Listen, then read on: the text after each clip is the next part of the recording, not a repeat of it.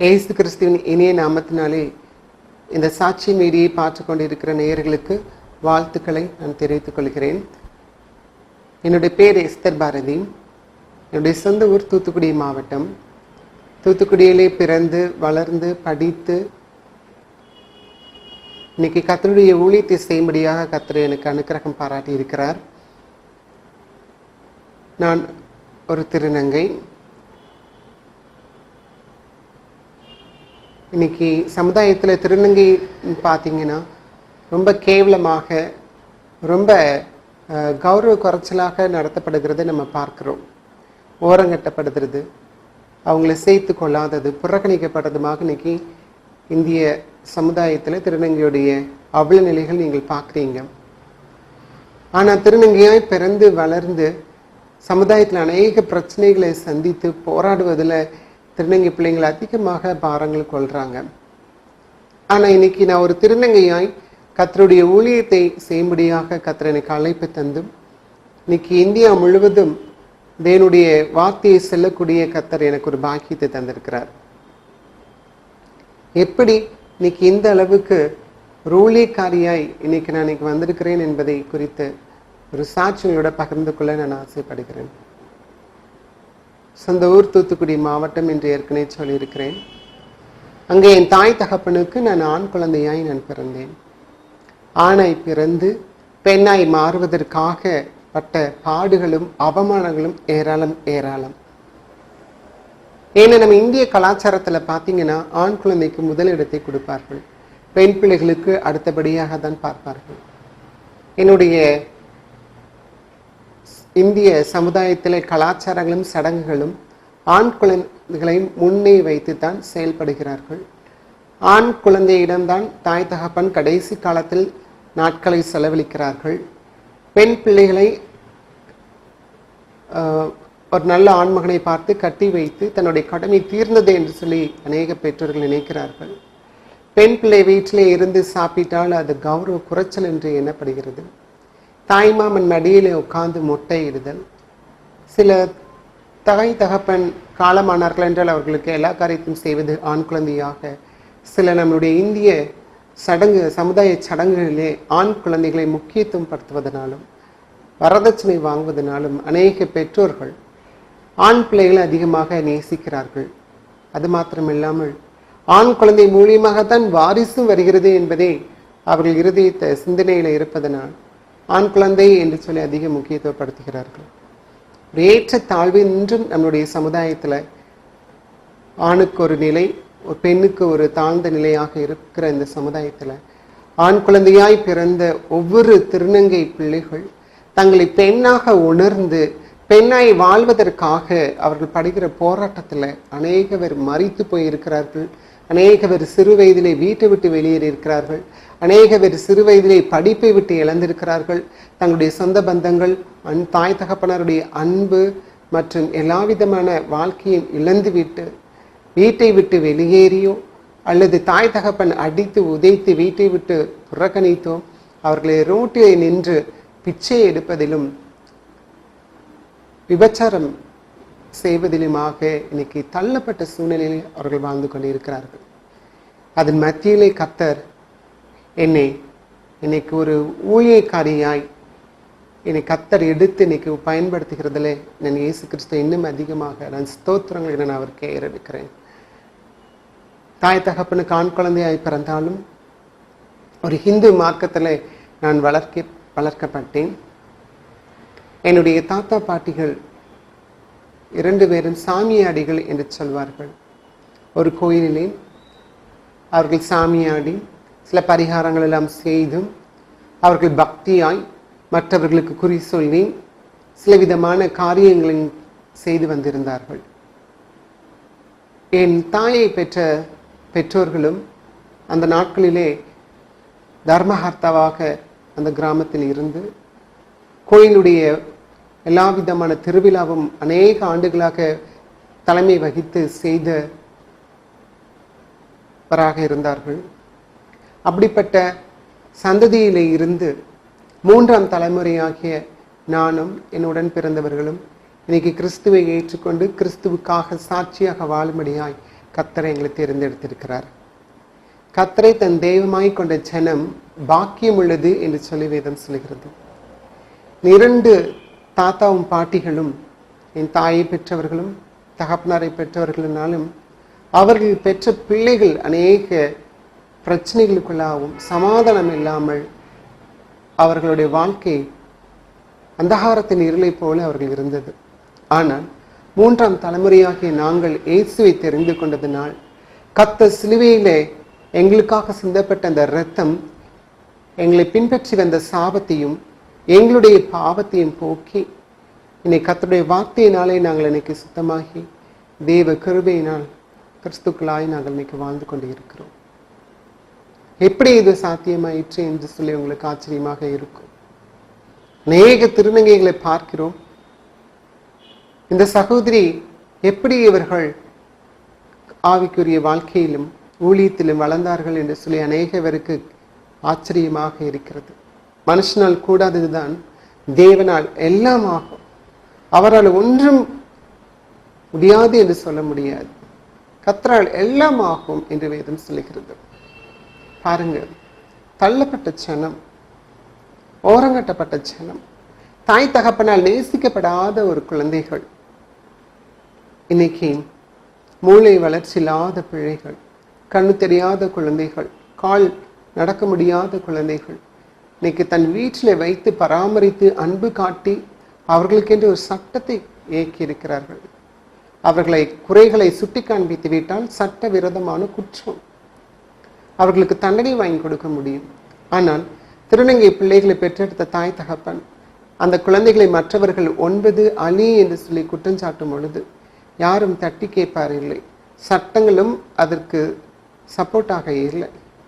அப்படிப்பட்ட எந்த சட்டமும் இல்லாததுனால இன்னைக்கு பெற்றோர்களும் கூட அப்படிப்பட்ட பிள்ளைகளை தங்களுடைய பாலியல் அடையாளத்தை நான் பெண் பிள்ளை என்று அவர்கள் உணர்ந்து வாழும் பொழுது அவர்களை சரி பெண் குழந்தை என்று சொல்லி அவர்களை ஆதரிப்பதற்கு பெற்றோர்கள் முன் வருவதும் இல்லை. அவர்கள் பெண்களாக பாவிப்பதும் இல்லை. எல்லா திருநங்கையுமே தங்களை பெண்களாகத்தான் உணர்கிறார்கள். பெண்களாக வாழணும் என்று ஆசைப்பட்டுத்தான் பெண்ணுடைய உடுத்துவதும் பெண்ணை போல முடி வளர்த்துக் கொள்வதும் தங்கள் அறுவை சிகிச்சையும் செய்து கொண்டு அவர்கள் பெண்களாக மாறி உலகத்திலே வாழ வேண்டும் என்று ஆசைப்படுகிறார்கள். ஆனால் இந்த சமுதாயம் அவர்களை எப்படி பெண்ணாக பாவிக்காததனால், பெண்ணாக நடத்தாததனால் நீ ஆண் பிள்ளை தான் என்று சொல்லி அவர்கள் மீது லேபிள் குத்தி அவர்களை கஷ்டப்படுத்தி அவர்கள் செய்கிறதுனால அவர்கள் எங்கே போவோம், என்னை பெண்ணாக மதிக்கிறவர்கள் யார் என்று சொல்லி தேடி ஓடி அப்படிப்பட்ட மக்களிடம் போய் சேர்ந்து கொள்கிறார்கள். அப்படிப்பட்ட சூழ்நிலையில் நானும் சிறு வயதில் என்னுடைய பாலினம் என்ன, நான் எந்த பாலினத்தை சேர்ந்தவள், நான் பெண்ணாக உணர்கிறேன், பெண்ணாய் வாழணும் என்று ஆசைப்படுகிறேன். ஆனால் வீட்டிலேயோ ஸ்கூல்லையோ இல்லை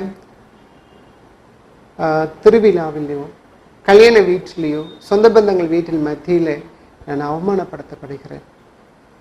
பெண்ணாக நடப்பதனாலும் பெண்ணை போல பேசுவதனாலும் பெண்ணை போல செயலாற்றுவதனாலும் எல்லாரும் என்னை கண்டு 9 அலி பொட்டை என்று சொல்லி என்னை அசிங்கப்படுத்தினார்கள். குழந்தைகள் அதிகமான நேரத்தை ஸ்கூல்ல தான் செலவிடுவார்கள். ஆனால் இந்த சிறு வயதிலே இப்படிப்பட்ட திருநங்கை பிள்ளைகள் ஸ்கூலுக்கு போகும் பொழுது அங்கே பக்கத்தில் இருக்கிற சக நண்பர்கள் அவர்களை பொட்டை என்று சொல்லி கிண்டல் பண்ணுவதில்லை. அந்த பிள்ளைகள் அதிக மன உள்ளாகி டீச்சர்மார்களும் அப்படிப்பட்ட குழந்தைகளை பார்த்து கிண்டல் பண்ணி ஒதுக்கி வைத்து நிறைய தண்டனைகளையும் கொடுத்து அவர்கள் படிக்க விடாதபடி மன உளைச்சலுக்குள்ளாகி நானும் அப்படிப்பட்ட சூழ்நிலை தள்ளப்பட்டு 12 படிக்கும் பொழுதெல்லாம் பாதியிலே படிப்பை நிறுத்திவிட்டேன். எதற்கு இந்த வாழ்க்கை, ஏன் இந்த வாழ்க்கை என்று செத்துவிடலாம் என்று சொல்லி யோசித்திருக்கிறேன். ஆனால் இந்து குடும்பத்தில் பிறந்ததுனால என் தாத்தா பாட்டி போல நானும் ஒரு பூஜாரியாக வருவேன் என்று சொல்லி நிறைய சொந்தக்காரர்களை எதிர்பார்த்தார்கள். சாமியாடி மற்றவர்களுக்கு குறி சொல்லுவேன் என்று எதிர்பார்த்தார்கள். என்னிடம் சொல்லி நீனும் அப்படிப்பட்ட காரியத்தை செய்ய வேண்டும் என்று வற்புறுத்தினார்கள். ஆனால் கர்த்தருடைய கிருபை, தாயின் கருவிலே உருவாவதற்கு முன்பே அவர் நம்மளை விசேஷித்த விதமாய் நம்மளை முன்குறித்து அவருக்காக அவருடைய பிள்ளையாய் நம்மளை உருவாக்கி இருக்கிறார். என் ஜனம் என்று சொல்லி நம்மளை அழைக்கிற ஒரே தேவன் இயேசு கிறிஸ்து தாயின் கருவிலேயே நான் உருவாக்கும் போது என்னை முன்குறித்து இருக்கிறார் அல்லவா? நானும் சின்ன வயதிலே காலையில் எழுந்து குளித்து பட்டையை போட்டும் பக்தியாய் சிலைகள் முன்பாக வணங்கி பணிந்து வந்தேன். ஆனால் ஒரு நாள் என்னுடைய தாத்தா இறந்து போனார். தாத்தா இறந்த பிற்பாடு வீட்டில் ரொம்ப போராட்டங்களாக மாறினது. என் தகப்பன் நல்ல குடிப்பழக்கத்துக்கு ஆளானார். தாயும் உடல் பலவீனமாக இருந்தார்கள். அந்த சமயத்தில் தான் என்னுடைய சகோதரிகள் செபிப்பதற்காக ஒரு சகோதரி வீட்டில் இருந்து செபித்திருந்தார்கள். அந்த சகோதரி மூலியமாய் கர்த்தருடைய வார்த்தை எனக்குள்ளாக வந்தது. அவர் சொன்னார், உலகத்தின் பாவத்தை சுமப்பதற்காக இயேசு கிறிஸ்து தன் மகிமையை துறந்து, தன் கனத்தை துறந்து, தாழ்மையின் அடிமையின் ரூபம் எடுத்து அவர் குழந்தையாய் பிறந்தார் என்று. அவர் நம்முடைய பாவத்தை சுமப்பதற்காக வந்தார். நம் மீது வைத்த அன்பு அவரை அவனமாய் செய்ய வைத்தது என்று சொல்லி அந்த சகோதரனுடன் பேசும் பொழுது நான் யோசித்தேன், தெய்வம் வானத்தையும் பூமியை படைத்த இயேசு கிறிஸ்து சிலுவையிலேயே அறைந்து விட்டார்கள் என்று கேட்டேன். அப்பதான் சொன்னார், அவர் தானாகவே தன்னைத்தானே ஒப்பு கொடுத்தார் என்று சொன்னார். அப்பதான் யோசித்தேன், என்னுடைய பாவத்தை சுமப்பதற்காக நான் அறியாததற்கு முன்னே எனக்காக இவ்வளவு அன்பு கூர்ந்து சிலுவையில் அவ்வளவு பாடுபட்ட இயேசு கிறிஸ்துவின் அன்பு எனக்கு வேணும் என்று சொல்லி அந்த சிறு வயதுல நான் ஒப்பு கொடுக்க ஆரம்பித்தேன். இயேசுவை என் சொந்த இரட்சகராக ஏற்றுக்கொண்டேன்.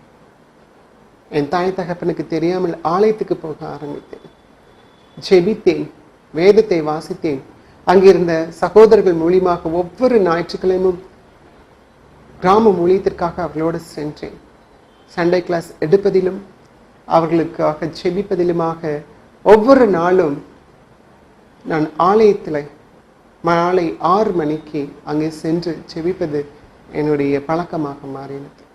காரணம், ஸ்கூலுக்கு போனால் அங்கே என்னுடைய பாலினத்தை குறித்து பிரச்சனை. தெருவில் நடக்கும் பொழுது பெண்ணை போல நடக்கிறான் என்று சொல்லி எல்லாரும் அசிங்கப்படுத்தினார்கள். வீட்டிலே வந்து அம்மா எல்லாரும் என்னை கிண்டல் பண்றாங்க, அப்பா எல்லாரும் என்னை பரியாசம் பண்ணுகிறார்கள் சொன்னார். அங்கேயும் என்னை திட்டுவார்கள், நீ ஆம்பளை பிள்ளை மாதிரி நட என்று. எந்த அவமானத்தையும் தேடி போய் எந்த திருநையிலும் வாங்கிக் கொள்ள வருவதில்லை. அது இயல்பாகவே மாறிவிட்டது, இயல்பாகவே வருகிறது. யாரால் மாற்றக்கூடும்? எல்லா குழந்தைகளுமே தாய் கருவிலிருந்து பிறந்து வளரும் பொழுது தன் பெண் பிள்ளை தன் ஆண் பிள்ளை என்று சொல்லி சிறு வயதிலே அடையாளம் கொண்டுவது இல்லை. ஒரு குறிப்பிட்ட வயதுக்கு அப்புறம்தான் நான் ஆண் குழந்தை தன் பெண் குழந்தை என்று நிதானிப்பார்கள், வித்தியாசப்படுத்துவார்கள். அந்த வயதில் இருந்து நான் ஒரு பெண் என்று சொல்லியே உணரப்பட்டு நான் வளர்ந்து வந்தேன். அதனால என்னுடைய சுவாபம், என்னுடைய செயல், என்னுடைய காரியங்கள் எல்லாம் பெண்ணை போல இருந்ததுனால ஸ்கூலிலும் பொது இடங்களிலும் வீட்டிலும் நண்பர்கள் வீட்டிலும் மற்ற எல்லா இடத்திலும் அசிக்கப்படும் பொழுது ஒவ்வொரு நாள் மாலை வேளையிலே 6 மணிக்கு செபிப்பதற்காக ஆலயத்துக்கு போவேன். அழுது செபிப்பேன், ஆண்டவரே நீ பேசுகிற தேவனாச்சு, ஏன் எல்லாரும் என்னை பார்த்து கிண்டல் பண்றாங்க, ஏன் எல்லாரும் என்னை பரியாசம் பண்றாங்க, நான் என்னுடைய வேலை உண்டு நான் உண்டுன்னு தானப்பா இருக்கிறேன்னு சொல்லி அழுது செபிப்பேன். அந்த 11-12 வயதுல இயேசுவே என்னை எடுத்துக்கொள்ளுங்கப்பா, இந்த பரலோகத்துக்கு எடுத்துக்கொள்ளுங்க ராஜா என்று சொல்லி சாவுக்காக அழுது செபிப்பேன். ஆனால் கர்த்தர் எல்லாவற்றையும் கேட்டு ஒரு நாள்ல நான் அழுது செபிக்கும் பொழுது மறுநாள் பேப்பர்லையும் டிவியிலும் திருநங்கையர்களை குறித்து அன்றைய நாளிலே அரவணை அழி என்று சொல்லி போடப்பட்டிருக்கும். அவர்கள் விழுப்புரம் மாவட்டத்தில் உள்ள குவாகம் என்ற கிராமத்தில் கூத்தாண்டவர் என்ற ஒரு கோயிலுக்கு சென்று தாலி கட்டி அவர்கள் தாலி அறுத்து விதவை கோலம் பூண்டு சில பூஜைகள் எல்லாம் செய்கிறார்கள் என்று சொல்லி நான் கேள்விப்பட்டேன். அந்த பேப்பர் எடுத்து வாசிக்கும் பொழுது அவர்கள் அனுபவங்களை அதில் போடப்பட்டிருந்தது. நான் என்னென்ன பிரச்சனைகளை அனுபவித்தேனோ அதே பிரச்சனையிலும் அவர்கள் அனுபவித்ததை நான் அந்த பேப்பரில் வாசித்தேன். அப்பதான் எனக்குள்ளாக ஒரு தெளிவு வந்தது. செபித்தேன் தேவ சமூகத்தில், அப்பா, இவர்களைப் போலவே என்னை நீர் உருவாக்கி இருக்கிறீரா? நான் இவ்வளவு நாளும் அழுதேனே சுவாமி, ஏன் என்னை இப்படி படைத்து விட்டீர் என்று அழுதேன். இவர்களைப் போலவே என்னை படைத்திருக்கிறீரா? கர்த்தர் எனக்கு அந்த பதிலுக்காக நான் அழுதுச்சு. அப்ப ஆண்டவரிடம் ஒரு காரியத்தை ஒப்பு கொடுத்தேன். நான் உம்முடைய ராஜ்யத்தின் பணிக்காக நான் வேலை செய்வேன், ஊழியம் செய்வேன். ஆண்டவர், என்னை நான் ஒப்பு கொடுக்கிறேன். ஆனால் எனக்கு ஊழிய அழைப்பை எனக்கு காரியங்கள் மூலியமாக உறுதிப்படுத்தும் என்று சொல்லி சொல்லித்தேன். இப்படிப்பட்ட திருநங்கையர்கள் யாராவது ஒருவர் என்னை பார்த்து என்னை தேடி வந்து கர்த்தருடைய வார்த்தையை வேதத்திலிருந்து சொல்லி அப்படி ஒரு சம்பவம் நடந்து என்னை உமது ஊழியத்திற்கு உறுதிப்படுத்தும், அழைப்பை உறுதிப்படுத்தும் என்று சொல்லி செபித்தேன். ஒவ்வொரு ஆண்டுகள் 2 ஆண்டுகளாக செபித்துக் கொண்டிருந்தேன். பதில் வரவே இல்லை. ஆனால் பொறுமையோடு காத்திருந்து தேவ சமூகத்தில் செபித்தேன். பிரச்சனைகள், போராட்டம் எல்லாம் அப்படியே இருந்தது. ஆனாலும் கடவுளுடைய நேரம் வரும் பொழுது 2000 ஆண்டு ஜனவரி 14ஆம் தேதி பொங்கல் அன்று ஒரு திருநங்கையினை சந்திக்க கர்த்தர் கிருபை தந்தார். அந்த சகோதரி கர்த்தருடைய வார்த்தை குறித்தும் என்னுடன் பேசினார். ஏசாயா தீர்க்கதரிசன புத்தகம் 56ஆம் அதிகாரம் 3, 4, 5 வசனத்தை எடுத்து அவர் சொன்னார், குமாரனுக்கும் குமாரத்திகளுக்கும் உரிய இடத்தையும் கீர்த்தியை பார்க்கிலும் உத்தம இடத்தை நான் உங்களுக்கு கொடுப்பேன், என்றும் அழியாத நித்திய நாமத்தை உங்களுக்கு நான் அருளுவேன் என்று சொல். பாருங்க, இன்னைக்கு எத்தனையோ பேர்களை வைக்கிறாங்க திருநங்கைகளுக்கு. ஒவ்வொருவரும் அவங்கவுங்க இஷ்டத்துக்கு பேரை வைக்கிறாங்க. ஆனா கர்த்தர் சொல்லுகிறார், நித்தியமான நிரந்தரமான பெயரை நான் உங்களுக்கு சூட்டுவேன் என்று. அந்த வசனத்தை கேட்ட உடனே ஆண்டவரை ஸ்தோத்திரித்தும் என்னை ஊழிய அழைப்பை தந்திருக்கிறீர் என்று சொல்லி அவர் அதிகமாக சந்தோஷப்பட்டு என்னை ஜெபத்தை கேட்கிறார் இல்லவா? கேட்ட தேவன் நான் எப்படி கேட்டேனோ அப்படியே எனக்கு தந்தார் இல்லையா? அத்தனை ஆண்டுகளாக நான் வருத்தப்பட்டு அழுது சாவ நோக்கி அழுதேன், செபித்தேன். நான் கர்த்தர் எனக்கு பதிலை தந்த உடனே ஆனந்த சந்தோஷத்துடன் எங்க அம்மாட்ட வந்து சொன்னேன், அம்மா, கர்த்தர் எனக்கு ஊழிய அழைப்பை தருகிறார் என்று. எங்க அம்மா சொன்னாங்க, நீ சர்ச்சுக்கு போனது உங்க அப்பாவுக்கு தெரிஞ்சு அந்த சபைக்கு முன்னாடியே உங்க அப்பா இழுத்து போட்டு உன்னை அடிச்சார். நீ ஊழியத்துக்கு போறேன்னு தெரிஞ்சதுன்னா உங்க அப்பா ஒத்துக்க மாட்டார், உன்னை அனுமதிக்க மாட்டார் என்று சொன்னார். நானும் என் வீட்டுக்கு தெரியாமல் ஞான ஸ்நானத்தை எடுத்துக்கொண்டேன்.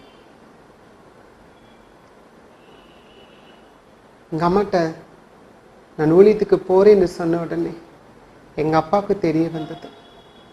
அவர் சொன்னார், பிச்சை எடுக்க போகிறேன், ஊழியத்துக்கு போய் பிச்சை தான் எடுப்பேன் பார் என்று சொல்லிவிட்டு. ஆனாலும் எனக்கு ரொம்ப சந்தோஷமா இருந்தது. கர்த்தர் என் சபத்தை கேட்டு இருக்கிறார், கர்த்தருடைய ஊழியத்தை செய்கிற ஊழியக்காரியை நான் மாறப்போகிறேன் என்று. ஆனால் என் வாழ்க்கையில் அதுக்கப்புறம் தான் ஒரு பெரிய தலைகீழாக மாறுகிற ஒரு சூழ்நிலை வந்தது. திருநங்கையர்களை பார்த்தேன், பழகினேன். அவர்களுக்கு நான் சத்தியத்தை சொல்லியிருக்க வேண்டும், அவர்களை கிறிஸ்துக்களாக நடத்தி இருக்க வேண்டும்.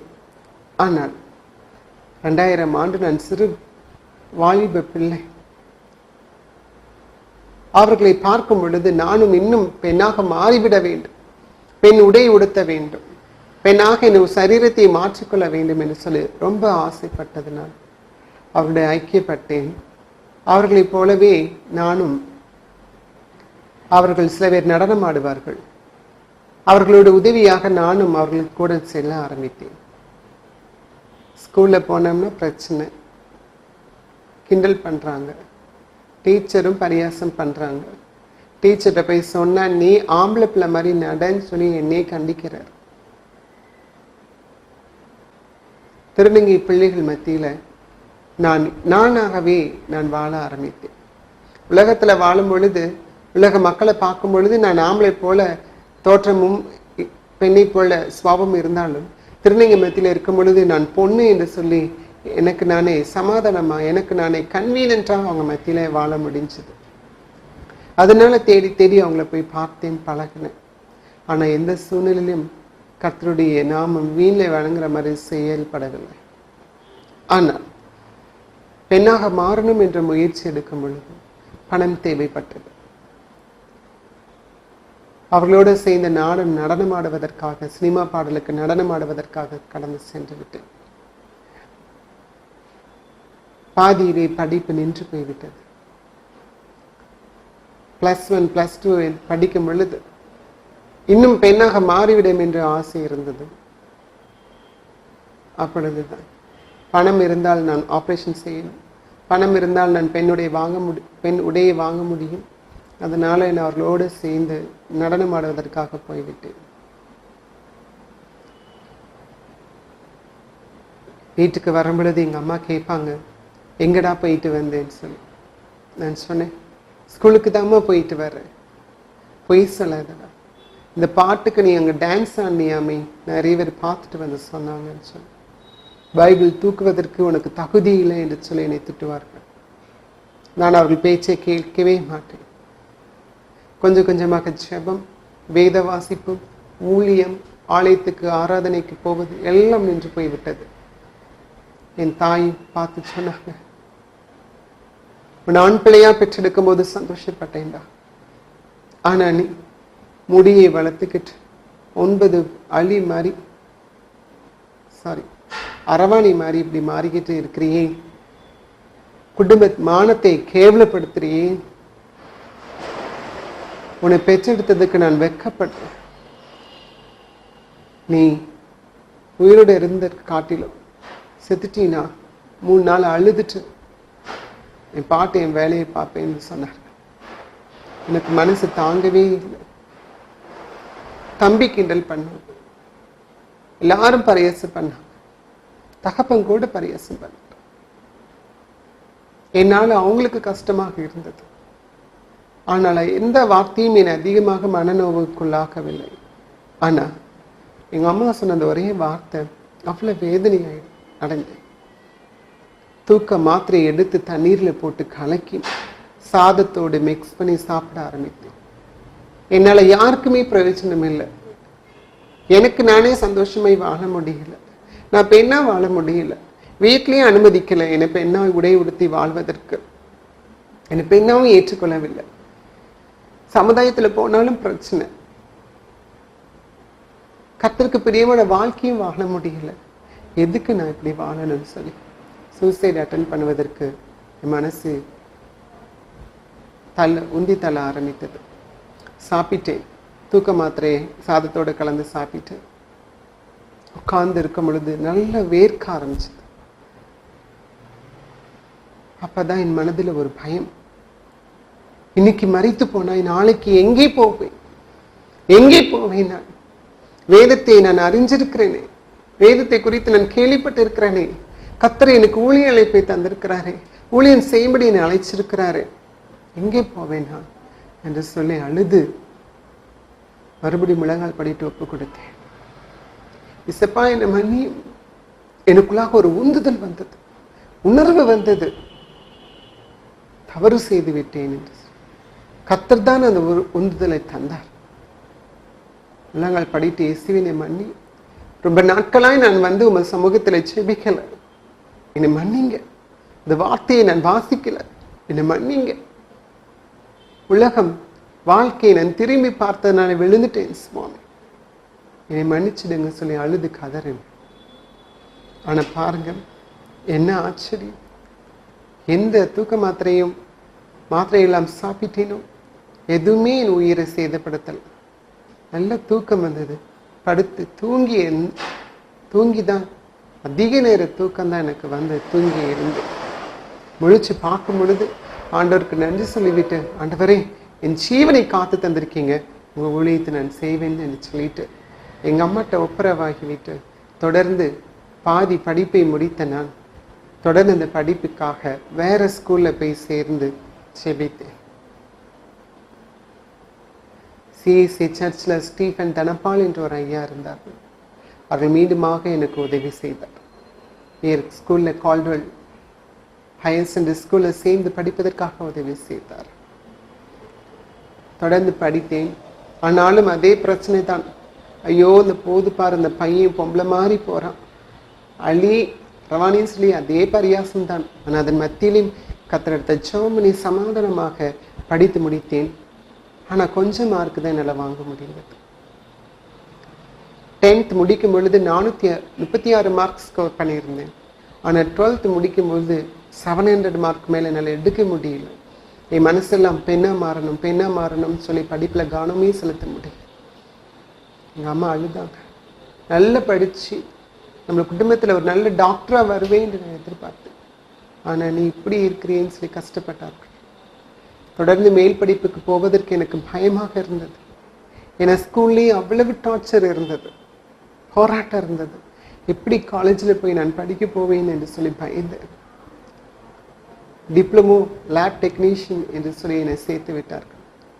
அங்கேயும் என்னால் படிக்க முடியல. நான் பெண்ணாய் மாறிக்கொண்டே இருந்தேன். ஹார்மோன் இன்ஜெக்ஷன்ஸ் எடுத்து என்னுடைய உடல் அமைப்புகள் மாறவும் இன்னும் அதிகமாக பிரச்சனைக்குள்ளாகி இருந்ததுனால தொடர்ந்து என்னால் லேப் டெக்னீஷியன் படிக்க முடியல. பாதிலே நிறுத்திவிட்டேன். எங்கள் அம்மாவுக்கு உட்கார்ந்து சொல்லி புரிய வைத்தேன். தொடர்ந்து வேலைக்கு போய் என்று சொன்னார்கள். அக்கம் பக்கத்தினர் எல்லாரும் அசிங்கமாக உன்னை பேசுகிறாங்கடா, இப்போ என்ன மாறுவதை கண்டு எல்லாரும் அசிங்கமாக பேசுகிறாங்கடா, அழுதார்கள். அப்பா உன்னை ரொம்ப திட்டுறாருடா என்று சொல்லி அழுதார்கள். தொடர்ந்து வேலைக்கு நான் சென்றவுடன் அங்கேயும் 1.5 ஆண்டுகளாகத்தான் என்னால் வேலையும் செய்ய முடிந்தது. படிக்க போனாலும் வேலைக்கு போனாலும் ஆண் அடையாளத்தில் நான் போனேன். ஆனால் என்னால் என்ன செய்ய முடியல. அங்கே தொடர்ந்து வேலை செய்யவும் படிக்கவும் என்னால் முடியல. பாதிலே விட்டுட்டு வந்த கோபம் பெற்றோர்களுக்கு, தெண்டத்துக்கு உனக்கு உட்கார வச்சு சாப்பாடு போட முடியாது, நீ வேஸ்ட், நீ பிறந்ததே வேஸ்ட், நீ ஆம்பளை பிள்ளை, நீ எங்களை கடைசி காலத்தில் பாப்பேன்னு சொல்லி என் மேலே நம்பிக்கை வைத்து உன்னை படிக்க வச்சு உன்னை ஆளாக்கணும்னு நினச்சேன். உன் உடன் பிறந்தவங்க எல்லாம் நல்லா படித்து ஒன்று நல்ல வேலைக்கு போகிறாங்க, ஆனால் நீ வேஸ்ட்டுன்னு சொல்லி என்னை கஷ்டப்படுத்தினாங்க, ஓரங்கட்டினாங்க, ஒன்றுத்துக்கு பிரயோஜனம் இல்லைன்னு சொன்னாங்க. தள்ளப்பட்ட கல்லா கடந்த வீட்டில். ஆனால் எங்கள் அம்மாட்ட ஒரே வார்த்தை சொல்லிட்டு நான் ஊரை விட்டே கிளம்பிட்டேன். நான் இங்கே இனிமே தெண்டத்துக்கு உங்களுக்கு நான் பாரமாக இருக்க மாட்டேம்மா, நான் சென்னைக்கு போகிறேன், அங்கே நான் திருநங்கை பிள்ளைங்களோட சேர்ந்து இருக்க போகிறேன்னு சொல்லிவிட்டு நான் கடந்து வந்துட்டேன். இங்கே சென்னையில் இருக்கிற ஒரு போதகர், சிபி டயசிஸ் பிஷப் சாம்சன் தாசன் அவர்கள் கடந்து வந்து பார்த்தேன். அவங்க எனக்கு நிறைய ஆலோசனைகளை கொடுத்தார்கள். ஊழியர் செய்ய விரும்புகிற நீ பைபிள் காலேஜ் படிக்கணும் என்று எனக்கு அறிவுரை கொடுத்தார்கள். திருநங்கை விஜய் அவர்கள் வீட்டில் எனக்கு அடைக்கலம் கொடுத்திருந்தார்கள். அவர்களும் ஒரு கிறிஸ்தவர்கள் தான். கர்த்தர் என்னை பாதுகாப்பான ஒரு இடத்துல வைத்திருந்தார். ஆனால் அந்த திருநங்கைக்கு நான் ரொம்ப பாரமாக இருக்கக்கூடாது என்பதற்காக சில நாட்கள் நான் கரங்களை தட்டி மற்ற திருநங்கை போல கடைக்கடையாக சென்று பிச்சை எடுத்து பணத்தை வாங்கி தான் நான் வாழ முடிந்தது. சமுதாயத்தில் பெண் உடை உடுத்தின எந்த திருநங்கைக்கும் வேலை வாய்ப்பு கொடுக்கல. அந்த நாட்கள் ரொம்ப கஷ்டமாக இருந்தது. பிச்சை எடுப்பது அவ்வளவு அசிங்கமாக இருந்தது. ஆனால் வேலை யாரும் கொடுக்கலையே. பெண் உடை அணிந்து சென்று நானாக வாழும் பொழுது ஒருத்தரும் எனக்கு வேலை கொடுக்கலையே. கை நீட்டி காசு கேட்கும் போது கடைக்காரர்கள் கேவலமாக பேசுவார்கள். நல்ல குடும்பத்திலும் வாழ்ந்த என்னை கடைக்கடையாக இறங்கி பெண்ணாய் வாழும் ஒரே காரணத்திற்காக பிச்சை எடுக்க ஆரம்பித்தேன்.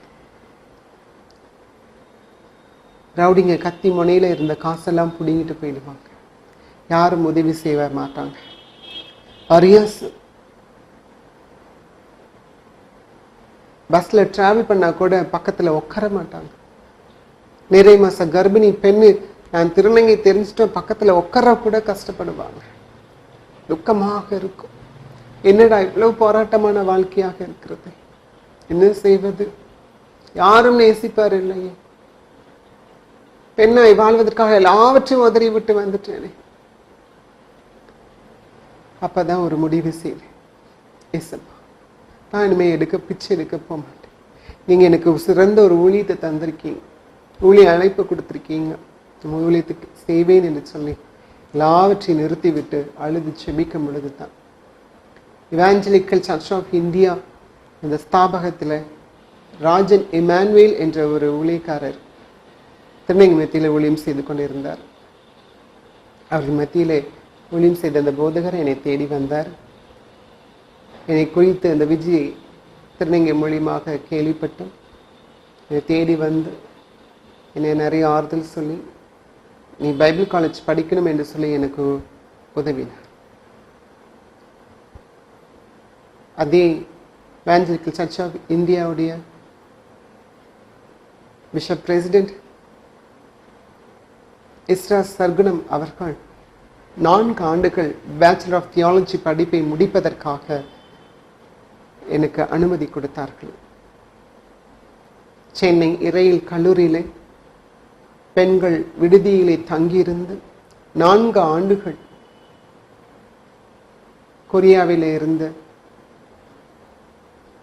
டாக்டர் மோசஸ் கிம் அவர்கள் எனக்கு 2 ஆண்டுகளாக என் படிப்புக்காக உதவி செய்தார். 1 ஆண்டுகள் ஆவடியில் உள்ள சிஇசி சர்ச்சிலிருந்து உதவினார்கள். மற்றொரு ஆண்டு 4 மாவடியிலே உள்ள மோவின்ஸ் லாசரஸ் ஏசு விடுவிக்கிறார் அவர்களுடைய இருந்து 1 ஆண்டுகள் எனக்கு படிப்புக்காக செலவுகளை அவர் செய்து அந்த படிப்பை முடித்து 2011ஆம் ஆண்டு பேச்சுலர் ஆஃப் தியாலஜி என்ற கோர்ஸை முடித்து சராம்பூர் யூனிவர்சிட்டியிலே முதல் முறையாக ஒரு திருநங்கை படித்து பட்டத்தை வாங்குகிறார்கள் என்ற பெருமையுடன் அந்த சர்டிஃபிகேட் வாங்க கர்த்தர் எனக்கு கிருபை தந்தார். பாருங்க, ஒரு விஷயத்தை நான் நிறுத்தி விட்டு கடவுளுக்கு பிரியமில்லாத காரியத்தை நிறுத்தி கர்த்தருடைய சித்தத்திற்காக என்னை ஒப்பு கொடுத்தேன். கர்த்தர் வெறுங்கையாய் வந்த இந்த சென்னைக்கு, ஆனால் கர்த்தர் எனக்கு ஒரு பட்டத்தை படித்து முடித்து வாங்க கர்த்தர் கிருபை தந்தார். தொடர்ந்து கிராம ஊழியத்துக்கு கடந்து சென்று கஷ்டம்தான், கையில் பணம் இல்லை, எங்கே தங்குறதுன்னு சொல்லிட்டு ஒரு கேள்விக்குறியாயிடுச்சு. கஷ்டத்திலையும் பட்டினியிலையும் பசியிலையும் மற்றவர்கள் போட்டு கொடுத்த உடையிலையும் உடுத்தி தான் நான் என்னுடைய காலேஜ் எல்லாம் முடித்தேன். கிராம ஊழியத்துக்காக சென்றேன். மீண்டுமாக இசிஏ ஸ்தாபனத்தில் ஒரு போதகர் எனக்கு அறிவுரை கூறினார்கள், நீங்கள் திருச்சபையை நடத்துங்கள் என்று சொல்லி, நீங்கள் போய் பாருங்க என்று சொல்லி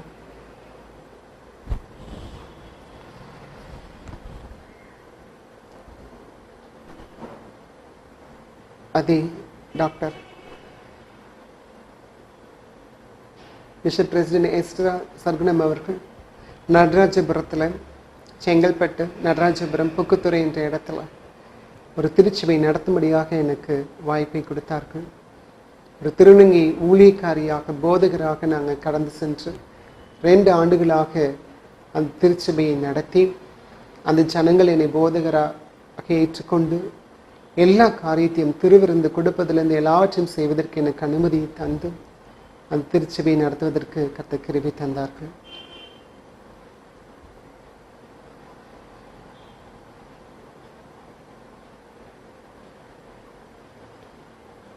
எனக்குள்ளாக அநேக பயம் இருந்தது, ஒரு திருநங்கை போதகரை ஏற்றுக்கொள்வார்களா என்று. ஆனால் அங்கே போய் பார்க்கும் பொழுது ரொம்ப ஆச்சரியமா இருந்தது. எல்லாருடைய மனசும் ஒரு திருநங்கை போதகரை ஏற்றுக்கொள்ளத்தக்க பக்குவப்பட்டு இருந்ததை கண்டு எனக்கு ஆச்சரியம். காரணம், அந்த திருச்சபையை சுற்றி அநேக திருநங்கையர்கள் வாழ்ந்திருந்தார்கள். கவர்மெண்ட் அவர்களுக்கு அங்கே இடத்தை ஒதுக்கி கொடுத்திருந்தது. அவருடைய வாழ்க்கையை அவர்கள் தினமும் பார்த்து அவர்களுக்காக அந்த திருச்சபை ஜெபிக்கிற திருச்சபையாக இருந்தது.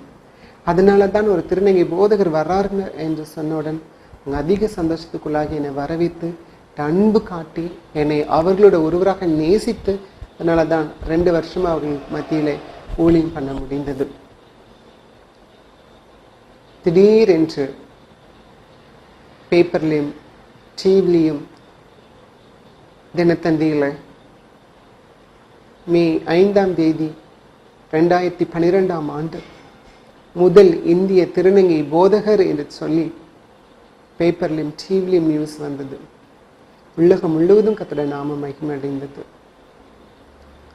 ஆனால் எனக்கு அது பெரிய பிரச்சனையாகவும் ஆளானது. எப்படி ஒரு திருநங்கையை திருச்சபையில் நிறுத்துறது?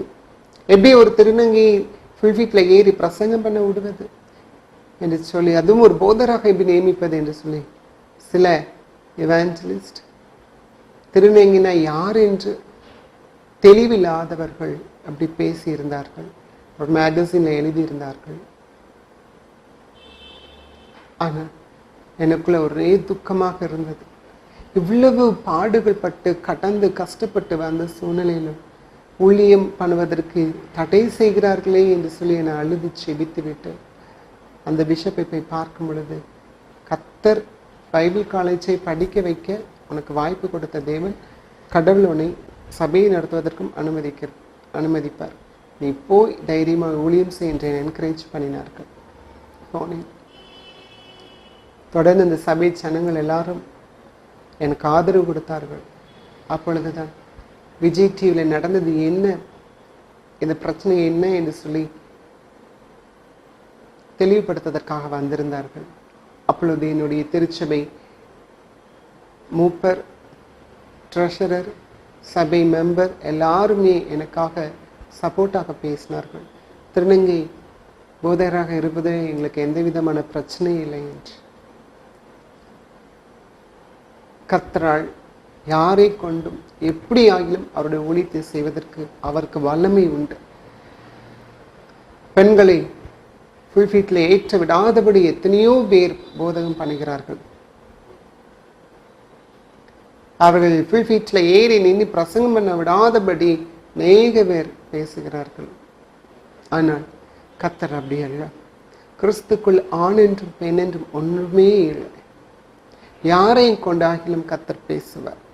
கழுதை கொண்டு பேசும் என் தேவனுக்கு அவர் சாயலில் படைக்கப்பட்ட பெண்களைப் போல மாறும் திருநங்கை பிள்ளைகளையும் கர்த்தர் கொண்டு செயலாற்றுவதற்கு அவருக்கு சத்துவம், மகத்துவம், வல்லமை உண்டு.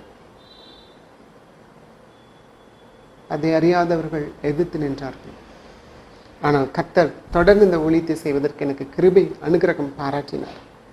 தொடர்ந்து எனக்குள்ளாக ஒரு ஆசை இருந்தது, பேச்சுலர் ஆஃப் டிவினிட்டி படிக்க வேண்டும் என்று சொல்லி ஸ்தாபகத்தில் பெர்மிஷன் கேட்டு இனிமாக தொடர்ந்து பேச்சுலர் ஆஃப் டிவினிட்டி படிப்பதற்காக தமிழ்நாடு இறையில் கல்லூரி, அரசடி மதுரையில் உள்ள அந்த கல்லூரியில் சென்று படித்தேன்.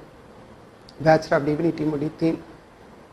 எனக்கு தேவையான கல்வி உதவித்தொகையை அங்கே இருந்த டீன் மூலியமாக NCCI-இருந்து நான் பெற்றுக்கொண்டேன். மீண்டும் மவுன்ஸ் லாசஸ் அவர்கள் அந்த பேச்சுலர் ஆஃப் டிவினிட்டி முடிப்பதற்கும் எனக்கு உதவி செய்தார். தொடர்ந்து MTH படிப்பதற்காக வெயிட் பண்ணி கொண்டிருந்தேன். அந்த சூழ்நிலையில் அநேக அழைப்புகள் எனக்கு வர ஆரம்பித்தது. ஊழிய அழைப்புகள் வர வர அப்படியாக மீண்டும் ஃப்ரீலாண்ட் எவாஞ்சலிஸ்டாக ஒவ்வொரு இடமாக சென்று கர்த்தருடைய வார்த்தையை கொடுக்கும்படியாக இந்தியா முழுவதும் அயல் நாடுகளுக்கும் சென்று அவருடைய வார்த்தையை சொல்லும்படியாக கர்த்தர் எனக்கு வாய்ப்புகளை திறந்து தந்தார். அப்பொழுது தான் சில திருநங்கையர்கள் முறையின்படி நான் தத்தெடுக்க ஆரம்பித்தேன். திருநங்கை பிரித்திகா யாஷ்னி சப் இன்ஸ்பெக்டர், முதல் இந்திய திருநங்கை சப் இன்ஸ்பெக்டராக இருக்கிறவர்கள் அந்த என்னிடம் வரும் பொழுது ஒரு நல்ல வாலிப பிள்ளையாக வந்தார்கள். அவர்கள் திருநங்கை முறையின்படி தத்தெடுத்தும் அவர்களுக்கு எல்லா காரியத்தையும் செய்து அவர்களுக்கும் கவுன்சிலிங் கொடுத்தும் அவர்கள் பெற்றோர்களிடம் பேசி இவர்களைப் போல சில திருநங்கைகள் மற்றவர்களையும் தத்தெடுத்தும் அவர்களை பெற்றோருடன் சேர்க்கும் வீட்டை விட்டு வெளியேறின திருநங்கையர்களை தன் பெற்றோரோடு இணைக்கும் காரியங்களையும் செய்து, சில கவுன்சிலிங் அந்த பிள்ளைகளுக்கு கொடுத்து, சில திருநங்கையர்களுக்கு வேலை வாய்ப்பை தேடி தந்தும், அவர்கள் மத்தியிலே ஊழியம் செய்து கொண்டும் கர்த்தர் இன்னைக்கு மகிமைப்படுத்தும்படியாக, கர்த்தர் ஊழியத்தின் மூலியமா அவர் மகிமை அடையும்படியாக கர்த்தர் நடத்தி கொண்டிருக்கிறார். நீங்களும் அநேக திருநங்கை பிள்ளைகளுக்காக ஜெபித்துக் கொள்ளுங்கள். கடைசி காலமாய் இருக்கிறது. சகல ஜனங்களுக்கும், அவருடைய சிருஷ்டிப்பின் எல்லாருக்கும் சுவிசேஷம் சொல்லப்படும், அப்பொழுது முடிவு வரும் என்று வேதம் சொல்கிறது. அநேக திருநங்கைகளை பார்க்கிறோம், ஆனால் பேசுவதே இல்லை. கர்த்தருடைய வார்த்தையை அவர்களுக்கும் சொல்லுங்கள். கர்த்தர் அவர்களுக்காகவும் கர்த்தர் மகிழ்த்தும் இருக்கிறார், உயிர்த்தும் இருக்கிறார். அவர்களையும் நியாயந்திருக்க வரப்போகிற தேவன் நம்மிடம் கர்த்தர் கணக்கு கேட்பார். அன்புக்குரியவர்களே, சமுதாயம் எங்களை தள்ளி வைத்தாலும் நாங்கள் சமுதாயத்தை தள்ளி வைப்பதில்லை. தாய் தகப்பனுக்கு பிள்ளைகளாக பிறந்தோம், சகோதர சகோதரிகளுடன் பிறந்து வளர்ந்தோம், சமுதாயத்தில் ஒரு அங்கத்தினராக வாழ்ந்து கொண்டு இருக்கிறோம். காலம் மாறும், நிச்சயமாய் எல்லாம் திருநங்கை கர்த்தரை ஏற்றுக்கொள்வார்கள். அவர்களுக்காக செபியுங்கள். இன்னைக்கு ஒரு திருநங்கை ஊழியக்காரியாக இன்னைக்கு நான் இந்த சமுதாயத்தில் மற்ற மத்தியில் உயர்த்தப்பட்டு இருக்கிறேன். எல்லாம் தேவனுடைய மகிமை, தேவனுடைய செயல், நான் ஒன்றுமில்லை. கர்த்தருடைய நாம மகிமையடையட்டும். எங்களுக்காக தொடர்ந்து செபித்துக் கொள்ளுங்கள். என் பெற்றோரை பார்க்கணும் என்று எனக்கு ரொம்ப அதிகமாக ஆசை இருந்தது. தொடர்ந்து என் பெற்றோரை பார்க்க நான் போனேன். என்னுடைய சகோதரிகள், என் தாய் தகப்பனார்கள் என்னை சேர்த்து கொண்டார்கள், பெண்ணாகவே என்னை ஏற்றுக்கொண்டார்கள். என் சகோதரர்கள் எல்லாருக்கும் திருமணமாகிவிட்டது. இன்னைக்கு என்னுடைய தெருவில் நான் போகும் பொழுதெல்லாம் யார் யார் என்னை கிண்டல் கேலி பண்ணினார்களோ அவர்கள் எல்லாரும் என்னை பார்த்து இன்னைக்கு ஜெபிக்க வாமா என்று சொல்லி என்னை அழைக்கிறார்கள். என்னுடைய தெருக்களில் நான் வைக்கப்பட்ட இடத்துல இன்னைக்கு என்னை கர்த்தர் மகிமையாய் கனப்படுத்தி இருக்கிறார். இன்னைக்கு நான் நடந்து போகும் பொழுது வாமா வீட்டில் வந்து செபி என்று சொல்லுகிற அநேக சத்தத்தை நான் கேட்க ஆரம்பித்திருக்கிறேன். போயும் செபித்திருக்கிறேன். என் சொந்த பந்தங்கள் எல்லாரும் இன்னைக்கு என்னை ஏற்றுக்கொண்டு இருக்கிறாங்க. கர்த்தருடைய நாமம் அதில் மகிமையடைந்திருக்கிறது. சேலையை கட்டினா என்னை வெட்டுவேன்னு சொன்ன என் தகப்பன் என்னை கண்டு கண்ணீர் விட்டார். தாயை ஏற்றுக்கொண்டார்கள். இன்னைக்கு நான் கர்த்தருக்குள்ள மன மகிழ்ச்சியை வாழ்ந்து கொண்டே இருக்கிறேன். எங்கள் தாத்தா ஆடி வந்த அதே விக்கிரகத்தை நானும் ஆடி குறி சொல்ல வேண்டும் என்று சொல்லி அநேகவர் எதிர்பார்த்திருந்தார்கள். ஆனால் இன்னைக்கு நான் அந்த 3வது தலைமுறையாய் கிறிஸ்துவை ஏற்றுக்கொண்டு கடலுக்கு என்று ஊழியக்காரியாய் நான் எனக்கு இருக்கிறதை கண்டு நிறைய பேர் ஆச்சரியப்பட்டும் கர்த்தருக்குள்ளாக வரும்படியாக இன்னைக்கு மாறியும் இருக்கிறார்கள். யார் யார் பரியாசம் பண்ணினார்களோ அவர் மத்தியில் இன்னைக்கு தலை நிமிர்ந்து என் தேவ பிரசனத்தை சுமந்து கொண்டு ராஜாத்தியாக இன்னைக்கு நான் என் தெருவில் நடக்கிறேன். பார்ப்பவர்கள் கண்களுக்கு ஆச்சரியமாக இருக்கிறது. தாவீது சொன்னது போல பிரமிக்கத்தக்க அதிசயமாக்கபடியா நான் உண்டாக்கப்பட்டவருக்கபடினால கர்த்தரை நான் ஸ்தோத்திரிக்கிறேன் என்று சொல்லுகிறேன். இன்னைக்கு நான் அதே வார்த்தையை நான் எனக்குள்ளாக எடுத்துக்கொள்கிறேன். இன்னைக்கு பார்ப்பவர்கள் கண்களுக்கு நான் பிரமிக்கும்படியாக இருக்கிறேன். கர்த்தர் அப்படியாக வைத்திருக்கிறார். கர்த்தருடைய நாமம் இதில் மகிமையடைந்திருக்கிறது. இவ்வளவு நேரமாக இந்த சாட்சியை கேட்டுக்கொண்டிருப்பீர்கள், பார்த்து கொண்டிருப்பீர்கள் என்று நான் விசுவாசிக்கிறேன். ஜெபித்துக் கொள்ளுங்கள். கர்த்தர் உங்களை ஆசீர்வதிப்பாராக.